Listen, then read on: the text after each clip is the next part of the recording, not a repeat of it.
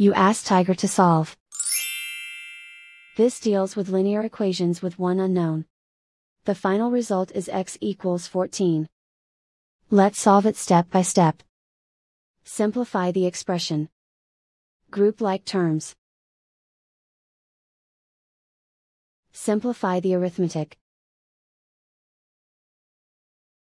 Group all constants on the right side of the equation. Add 2 to both sides.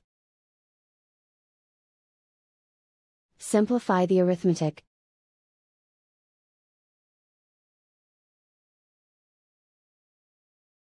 Isolate the x. Divide both sides by 13. Simplify the fraction. Find the greatest common factor of the numerator and denominator.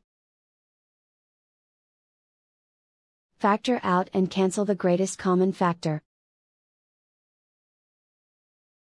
And so the final result is x equals 14.